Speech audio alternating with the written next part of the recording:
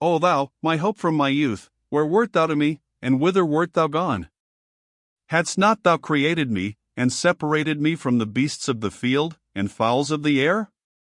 Thou hadst made me wiser, yet did I walk in darkness, and in slippery places, and sought thee abroad out of myself, and found not the God of my heart, and had come into the depths of the sea, and distrusted and despaired of ever finding truth.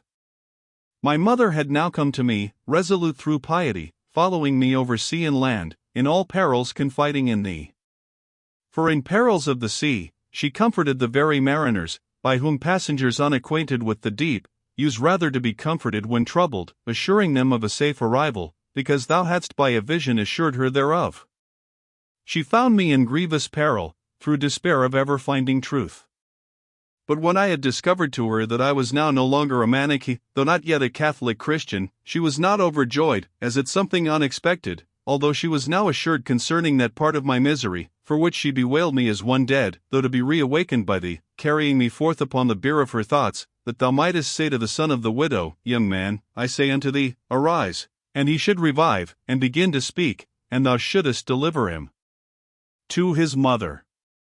Her heart then was shaken with no tumultuous exultation, when she heard that what she daily with tears desired of thee was already in so great part realized, in that, though I had not yet attained the truth, I was rescued from falsehood, but, as being assured, that thou, who hadst promised the whole, wouldest one day give the rest, most calmly, and with a heart full of confidence, she replied to me, she believed in Christ, that before she departed this life, she should see me a Catholic. Believer. Thus much to me. But to thee, fountain of mercies, poured she forth more copious prayers and tears, that thou wouldest hasten thy help, and enlighten my darkness, and she hastened the more eagerly to the church, and hung upon the lips of Ambrose, praying for the fountain of that water, which springeth up unto life everlasting.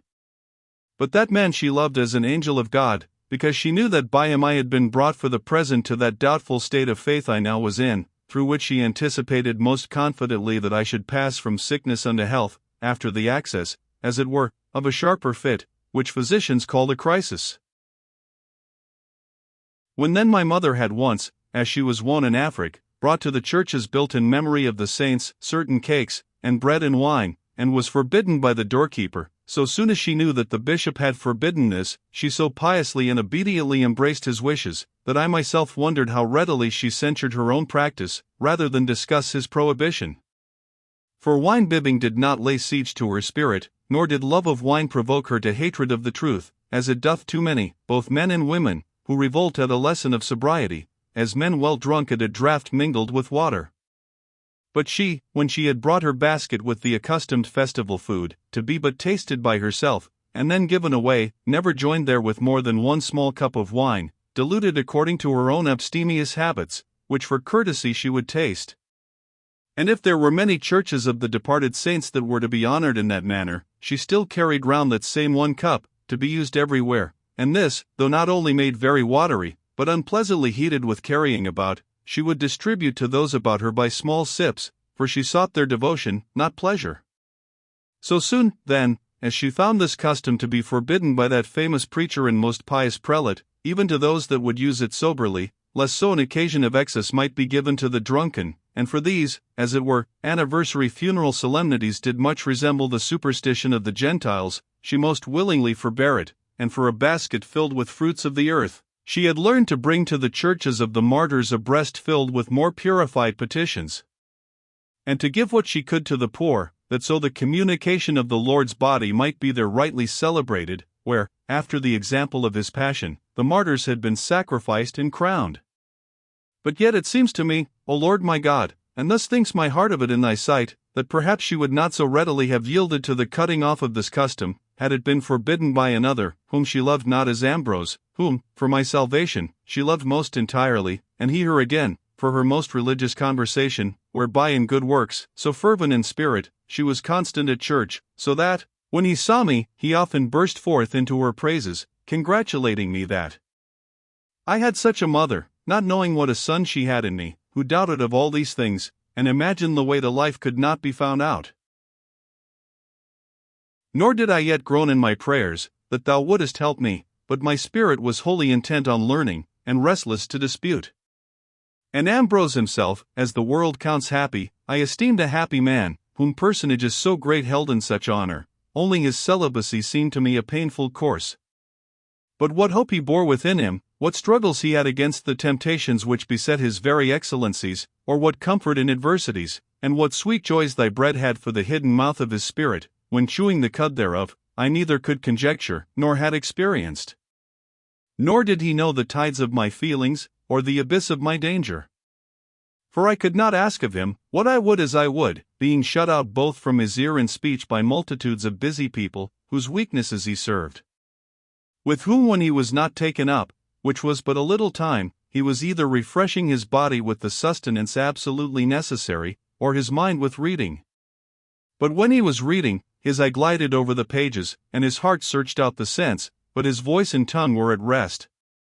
Ofttimes when we had come, for no man was forbidden to enter, nor was it his wont that any who came should be announced to him, we saw him thus reading to himself, and never otherwise, and having long sat silent, for who durst intrude on one so intent, we were fain to depart, conjecturing that in the small interval which he obtained, free from the din of others' business, for the recruiting of his mind, he was loath to be taken off, and perchance he dreaded lest if the author he read should deliver anything obscurely, some attentive or perplexed hearer should desire him to expound it, or to discuss some of the harder questions, so that his time being thus spent, he could not turn over so many volumes as he desired, although the preserving of his voice, which a very little speaking would weaken, might be the truer reason for his reading to himself.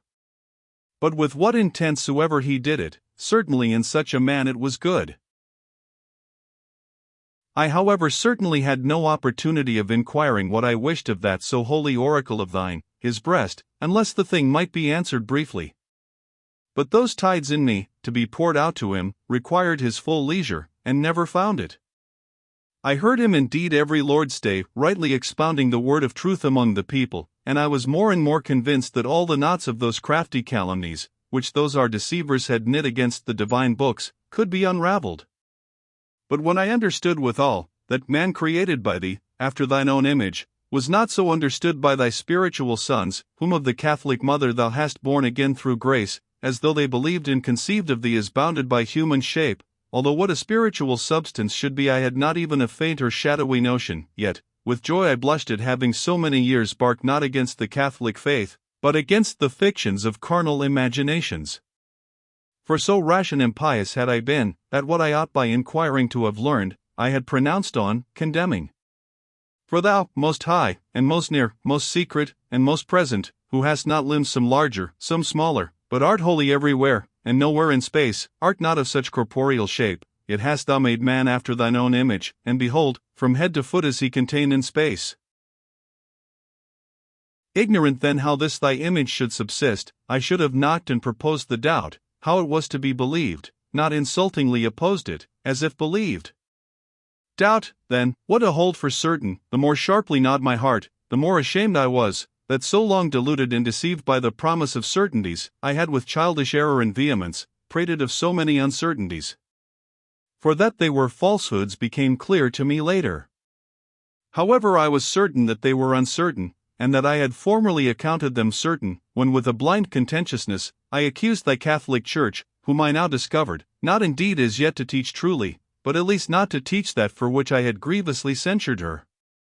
So I was confounded, and converted, and I joyed, O my God, that the one only Church, the body of thine only Son, wherein the name of Christ had been put upon me as an infant, had no taste for infantine conceits, nor in her sound doctrine maintained any tenet which should confine thee, the Creator of all, in space, however great and large, yet bounded everywhere by the limits of a human form. I joyed also that the old scriptures of the law and the prophets were laid before me, not now to be perused with that idea which before they seemed absurd, when I reviled thy holy ones for so thinking, whereas indeed they thought not so, and with joy I heard Ambrose in his sermons to the people, oftentimes most diligently recommend this text for a rule, the letter killeth, but the Spirit giveth life, whilst he drew aside the mystic veil, laying open spiritually what, according to the letter, seemed to teach something unsound, teaching herein nothing that offended me, though he taught what I knew not as yet, whether it were true. For I kept my heart from assenting to anything, fearing to fall headlong, but by hanging in suspense I was the worse killed. For I wish to be as assured of the things I saw not, as I was that 7 and 3 are 10. For I was not so mad as to think that even this could not be comprehended, but I desired to have other things as clear as this, whether things corporeal, which were not present to my senses, or spiritual, whereof I knew not how to conceive, except corporeally. And by believing might I have been cured, that so the eyesight of my soul being cleared, might in some way be directed to thy truth, which abideth always, and in no part faileth. But as it happens that one who has tried a bad physician, fears to trust himself with a good one, so was it with the health of my soul, which could not be healed but by believing, and lest it should believe falsehoods, refused to be cured, resisting thy hands, who hast prepared the medicines of faith, and hast applied them to the diseases of the whole world, and given unto them so great authority. Being led, however, from this to prefer the Catholic doctrine, I felt that her proceeding was more unassuming and honest, in that she required to be believed things not demonstrated, whether it was that they could in themselves be demonstrated but not to certain persons, or could not at all be, whereas among the Manichees our credulity was mocked by a promise of certain knowledge, and then so many most fabulous and absurd things were imposed to be believed, because they could not be demonstrated. Then thou, O Lord, little by little with most tender and most merciful hand, touching and composing my heart, didst persuade me, considering what innumerable things I believed, which I saw not, nor was present while they were done, as so many things in secular history, so many reports of places and of cities, which I had not seen, so many of friends, so many of physicians, so many continually of other men, which unless we should believe, we should do nothing at all in this life. Lastly, with how unshaken in assurance I believed of what parents I was born, which I could not know, had I not believed upon hearsay. Considering all this, thou didst persuade me, that not they who believed thy books, which thou hast established in so great authority among almost all nations, but they who believed them not, were to be blamed, and that they were not to be heard, who should say to me, How knowest thou those scriptures to have been imparted unto mankind by the Spirit of the one true and most true God?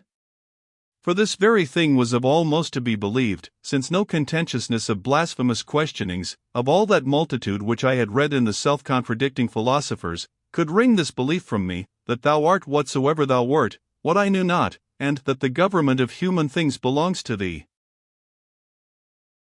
This I believed, sometimes more strongly, more weakly otherwhiles, yet I ever believed both that thou wert, and hadst a care of us, though I was ignorant, both what was to be thought of thy substance, and what way led or led back to thee. Since then we were too weak by abstract reasonings to find out truth, and for this very cause needed the authority of Holy Writ. I had now begun to believe that thou wouldest never have given such excellency of authority to that writ in all lands, hadst thou not willed thereby to be believed in, thereby sought. For now what things, sounding strangely in the Scripture, were wont to offend me, having heard divers of them expounded satisfactorily, I referred to the depth of the mysteries, and its authority appeared to me the more venerable, and more worthy of religious credence, in that, while it lay open to all to read, it reserved the majesty of its mysteries within its profounder meaning, stooping to all in the great plainness of its words and lowliness of its style, yet calling forth the intensest application of such as are not light of heart, that so it might receive all in its open bosom, and through narrow passages waft over towards thee some few, yet many more than if it stood not aloft on such a height of authority, nor drew multitudes within its bosom by its holy lowliness. These things I thought on, and thou wert with me. I sighed, and thou heardest me. I wavered, and thou didst guide me. I wandered through the broad way of the world, and thou didst not forsake me. I panted after honors, gains, marriage, and thou deridedst me. In these desires I underwent most bitter crosses, thou being the more gracious, the less thou sufferedst aught to grow sweet to me, which was not thou. Behold my heart, O Lord, who wouldest I should remember all this, and confess to thee.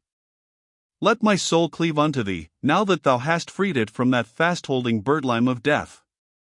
How wretched was it!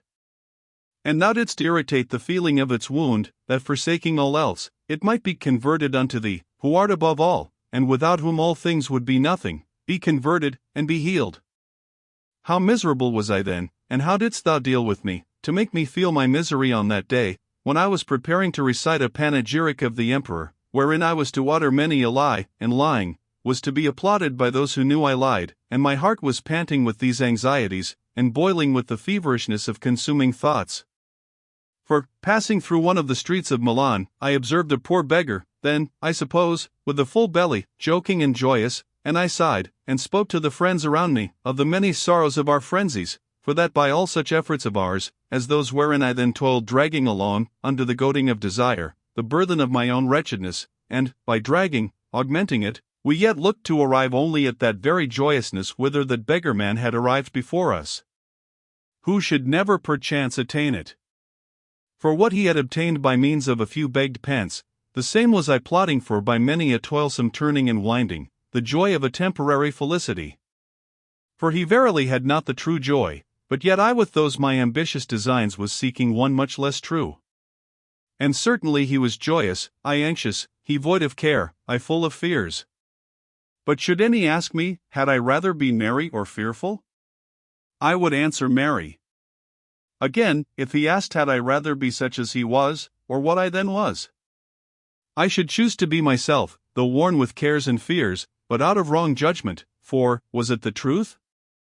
For I ought not to prefer myself to him, because more learned than he, seeing I had no joy therein, but sought to please men by it, and that not to instruct, but simply to please. Wherefore also thou didst break my bones with the staff of thy correction. Away with those then from my soul who say to her, it makes a difference whence a man's joy is. That beggar man joyed in drunkenness, thou desiredst to joy in glory. What glory, Lord? That which is not in thee. For even as his was no true joy, so was that no true glory, and it overthrew my soul more. He that very night should digest his drunkenness, but I had slept and risen again with mine, and was to sleep again, and again to rise with it, how many days, thou, God, knowest. But it doth make a difference whence a man's joy is. I know it, and the joy of a faithful hope lieth incomparably beyond such vanity. Yea, and so was he then beyond me, for he verily was the happier, not only for that he was thoroughly drenched in mirth, I disembowelled with cares, but he, by fair wishes, had gotten wine, by lying, was seeking for empty, swelling praise. Much to this purpose said I then to my friends, and I often marked in them how it fared with me, and I found it went ill with me, and grieved, and doubled that very ill, and if any prosperity smiled on me, I was loath to catch at it, for almost before I could grasp it, it flew away. These things we, who were living as friends together, bemoaned together, but chiefly and most familiarly did I speak thereof with Alypius and Nebridius, of whom Alypius was born in the same town with me, of persons of chief rank there, but younger than I. For he had studied under me, both when I first lectured in our town, and afterwards at Carthage, and he loved me much, because I seemed to him kind, and learned, and I him, for his great towardliness to virtue, which was eminent enough in one of no greater years. Yet the whirlpool of Carthaginian habits, amongst whom those idle spectacles are hotly followed, had drawn him into the madness of the circus. But while he was miserably tossed therein, and I, professing rhetoric there, had a public school, as yet he used not my teaching, by reason of some unkindness risen betwixt his father and me. I had found then how deadly he doted upon the circus, and was deeply grieved that he seemed likely, nay, or had thrown away so great promise, yet had I no means of advising or with a sort of constraint reclaiming him, either by the kindness of a friend, or the authority of a master. For I supposed that he thought of me as did his father, but he was not such. Laying aside then his father's mind in that matter, he began to greet me, come sometimes into my lecture room, hear a little, and be gone. I however had forgotten to deal with him, that he should not, through a blind and headlong desire of vain pastimes, undo so good a wit. But thou, O Lord, who guidest the course of all thou hast created, hadst not forgotten him, who was one day to be among thy children, priest and dispenser of thy sacrament, and that his amendment might plainly be attributed to thyself, thou effectedst it through me, unknowingly. For as one day I sat in my accustomed place, with my scholars before me, he entered, greeted me, sat down, and applied his mind to what I then handled. I had by chance a passage in hand, which while I was explaining, a likeness from the Circensian races occurred to me, as likely to make what I would convey pleasanter and plainer, seasoned with biting mockery of those whom that madness had enthralled. God, thou knowest that I then thought not of curing Alypius of that infection. But he took it wholly to himself, and thought that I said it simply for his sake. And whence another would have taken occasion of offense with me, that right-minded youth took as a ground of being offended at himself, and loving me more fervently. For thou hadst said it long ago, and put it into thy book, Rebuke a wise man and he will love thee. But I had not rebuked him, but thou, who employest all, knowing or not knowing, in that order which thyself knowest, and that order is just, didst of my heart and tongue make burning coals, by which to set on fire the hopeful mind, thus languishing, and so cure it. Let him be silent in thy praises, who considers not thy mercies, which confess unto thee out of my inmost soul. For he upon that speech burst out of that pit so deep, wherein he was wilfully plunged, and was blinded with its wretched pastimes, and he shook his mind with a strong self-command, whereupon all the filths of the Circensian pastimes flew off from him, nor came he again thither. Upon this, he prevailed with his unwilling father that he might be my scholar. He gave way, and gave in. And Alypius, beginning to be my hearer again, was involved in the same superstition with me, loving in the manichies that show of continency which he supposed true and unfeigned. Whereas it was a senseless and seducing continency, ensnaring precious souls, unable as yet to reach the depth of virtue, yet readily beguiled with the surface of what was but a shadowy and counterfeit virtue. He, not forsaking that secular course which his parents had charmed him to pursue, had gone before me to Rome, to study law, and there he was carried away incredibly with an incredible eagerness after the shows of gladiators. For being utterly averse to and detesting spectacles, he was one day by chance met by divers of his acquaintance and fellow students coming from dinner, and they with a familiar violence hailed him, vehemently refusing and resisting, into the amphitheatre. During these cruel and deadly shows, he thus protesting, Though you hail my body to that place, and there set me, can you force me also to turn my mind or my eyes to those shows? I shall then be absent while present, and so shall overcome both you and them. They, hearing this, led him on nevertheless, desirous perchance to try that very thing, whether he could do as he said. When they were come thither, and had taken their places as they could, the whole place kindled with that savage pastime. But he, closing the passage of his eyes, forbade his mind to range abroad after such evil, and would he had stopped his ears also. For in the fight, when one fell, a mighty cry of the whole people striking him strongly, overcome by curiosity, and as if prepared to despise and be superior to it whatsoever it were, even when seen, he opened his eyes, and was stricken with a deeper wound in his soul than the other, whom he desired to behold, was in his body, and he fell more miserably than he upon whose fall that mighty noise was raised, which entered through his ears, and unlocked his eyes, to make way for the striking end. Beating down of a soul, bold rather than resolute, and the weaker, in that it had presumed on itself, which ought to have relied on thee. For so soon as he saw that blood, he therewith drunk down savageness, nor turned away, but fixed his eye, drinking in frenzy, unawares, and was delighted with that guilty fight, and intoxicated with the bloody pastime. Nor was he now the man he came, but one of the throng he came unto, yea, a true associate of theirs that brought him thither. Why say more? He beheld, shouted, kindled, carried thence with him the madness which should goad him to return not only with them who first drew him thither, but also before them, yea, and to draw on others. Yet thence didst thou with a most strong and most merciful hand pluck him, and taughtest him to have confidence not in himself, but in thee. But this was after. But this was already being laid up in his memory to be a medicine hereafter. So was that also, that when he was yet studying under me at Carthage, and was thinking over at midday in the marketplace what he was to say by heart, as scholars used to practice, thou sufferedst him to be apprehended by the officers of the marketplace for a thief. For no other cause, I deem, didst thou, our God, suffer it, but that he who was hereafter to prove so great a man, should already begin to learn that in judging of causes, man was not readily to be condemned by man out of a rash credulity.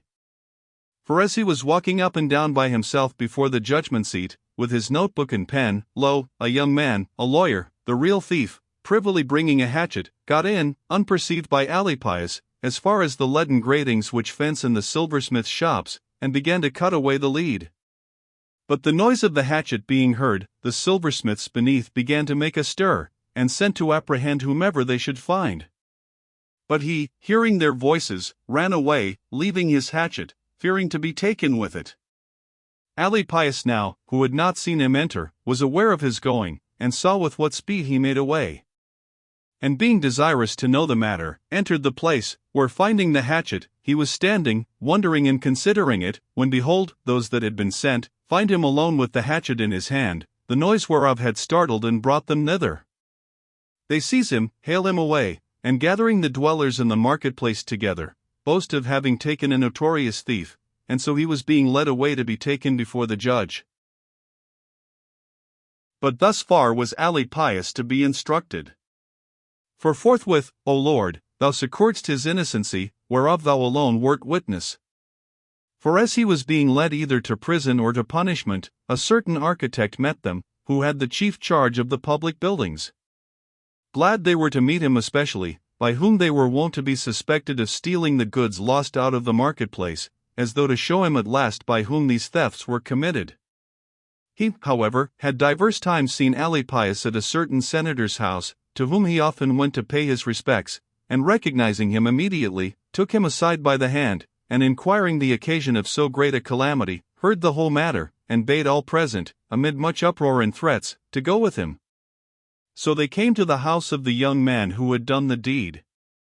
There, before the door, was a boy so young as to be likely, not apprehending any harm to his master, to disclose the whole. For he had attended his master to the marketplace.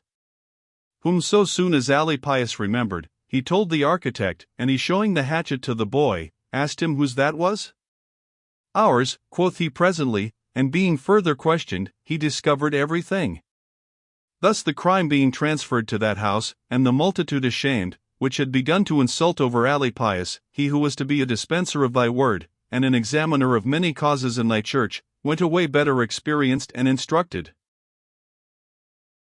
Him then I had found at Rome, and he clave to me by a most strong tie, and went with me to Milan, both that he might not leave me, and might practice something of the law he had studied, more to please his parents than himself. There he had thrice sat as assessor, with an uncorruptness much wondered at by others, he wondering at others rather who could prefer gold to honesty. His character was tried besides, not only with the bait of covetousness, but with the goad of fear. At Rome he was assessor to the count of the Italian treasury. There was at that time a very powerful senator, to whose favors many stood indebted, many much feared. He would needs, by his usual power, have a thing allowed him which by the laws was unallowed. Alypius resisted it, a bribe was promised, with all his heart he scorned it, threats were held out, he trampled upon them, all wondering at so unwonted a spirit, which neither desired the friendship, nor feared the enmity of one so great and so mightily renowned for innumerable means of doing good or evil. And the very judge, whose counselor Alypius was, although also unwilling it should be, yet did not openly refuse, but put the matter off upon Alypius, alleging that he would not allow him to do it, for in truth had the judge done it, Alypius would have decided otherwise. With this one thing in the way of learning was he well nigh seduced, that he might have books copied for him at praetorian prices, but consulting justice, he altered his deliberation for the better, esteeming equity whereby he was hindered more gainful than the power whereby he were allowed. These are slight things, but he that is faithful in little, is faithful also in much. Nor can that anyhow be void, which proceeded out of the mouth of thy truth, if ye have not been faithful in the unrighteous mammon, who will commit to your trust true riches. And if ye have not been faithful in that which is another man's, who shall give you that which is your own? He being such, did at that time cleave to me, and with me wavered in purpose, what course of life was to be taken. Nebridius also, who having left his native country near Carthage, and Carthage itself, where he had much lived, leaving his excellent family estate and house, and a mother behind, who was not to follow him, had come to Milan, for no other reason but that with me he might live in a most ardent search after truth and wisdom. Like me he sighed, like me he wavered, an ardent searcher after true life, and a most acute examiner of the most difficult questions. Thus were there the mouths of 3 indigent persons, sighing out their wants one to another, and waiting upon thee that thou mightest give them their meat in due season. And in all the bitterness which by thy mercy followed our worldly affairs, as we looked towards the end, why we should suffer all this, darkness met us, and we turned away groaning, and saying, How long shall these things be? This too we often said, and so saying forsook them not, for as yet there dawned nothing certain, which these forsaken, we might embrace. And I, viewing and reviewing things, most wondered at the length of time from that my 19th year, wherein I had begun to kindle with the desire of wisdom, settling when I had found her, to abandon all the empty hopes and lying frenzies of vain desires. And lo, I was now in my 30th year, sticking in the same mire, greedy of enjoying things present, which passed away and wasted my soul, while I said to myself, tomorrow I shall find it, it will appear manifestly and I shall grasp it, lo, Faustus the Manichae will come, and clear everything. O you great men, ye academicians, it is true then, that no certainty can be attained for the ordering of life. Nay, let us search the more diligently, and despair not. Lo, things in the ecclesiastical books are not absurd to us now, which sometimes seemed absurd, and may be otherwise taken, and in a good sense. I will take my stand, where, as a child, my parents placed me, until the clear truth be found out. But where shall it be sought or when? Ambrose has no leisure, we have no leisure to read, where shall we find even the books? Whence, or when procure them? From whom borrow them? Let set times be appointed, and certain hours be ordered for the health of our soul. Great hope has dawned, the Catholic faith teaches not what we thought, and vainly accused it of, her instructed members hold it profane to believe God to be bounded by the figure of a human body, and do we doubt to knock, that the rest may be opened? The forenoons our scholars take up, what do we during the rest? Why not this? But when then pay we court to our great friends, whose favor we need? When compose what we may sell to scholars? When refresh ourselves, unbending our minds from this intenseness of care? Perish everything, dismiss we these empty vanities, and betake ourselves to the one search for truth. Life is vain, death uncertain, if it steals upon us on a sudden, in what state shall we depart hence? And where shall we learn what here we have neglected?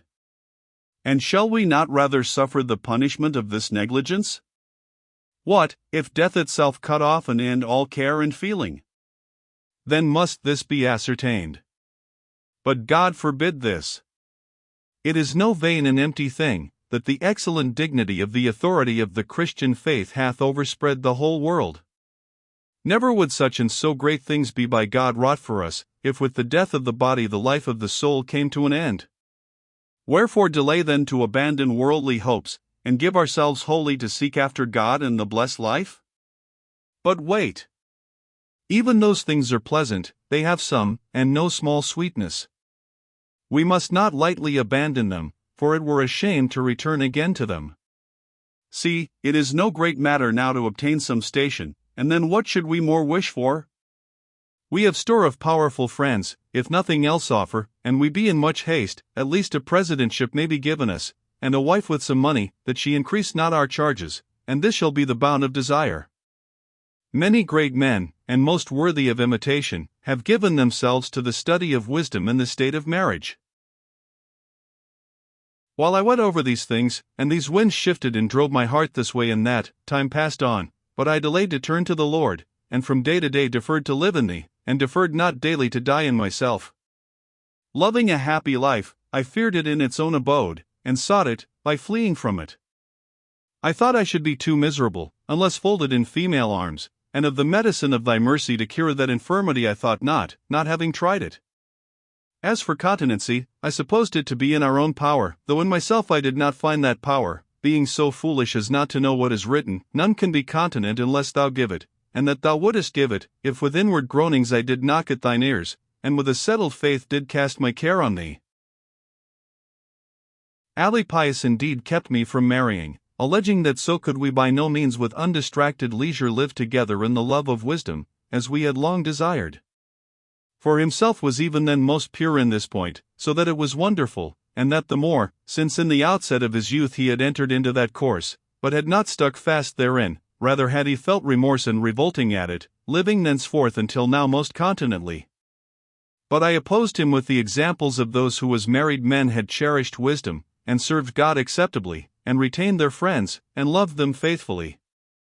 Of whose greatness of spirit I was far short, and bound with the disease of the flesh, and its deadly sweetness, drew along my chain, dreading to be loosed, and as if my wound had been fretted, put back his good persuasions, as it were the hand of one that would unchain me. Moreover, By me did the serpent speak unto Alypius himself, by my tongue weaving and laying in his path pleasurable snares, wherein his virtuous and free feet might be entangled. For when he wondered that I, whom he esteemed not slightly, should stick so fast in the birdlime of that pleasure, as to protest, so oft as we discussed it, that I could never lead a single life, and urged in my defense when I saw him wonder, that there was great difference between his momentary and scarce remembered knowledge of that life, which so he might easily despise, and my continued acquaintance whereto if the honorable name of marriage were added, he ought not to wonder why I could not contemn that course. He began also to desire to be married, not as overcome with desire of such pleasure, but out of curiosity. For he would fain know, he said, what that should be, without which my life, to him so pleasing, would to me seem not life but a punishment.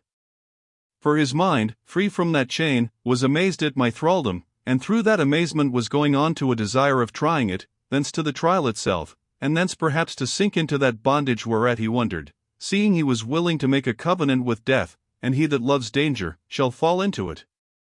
For whatever honor there be in the office of well ordering a married life, and a family, moved us but slightly. But me for the most part the habit of satisfying an insatiable appetite tormented, while it held me captive, him, an admiring wonder was leading captive. So were we, until thou, O Most High, not forsaking our dust, commiserating us miserable, didst come to our help, by wondrous and secret ways.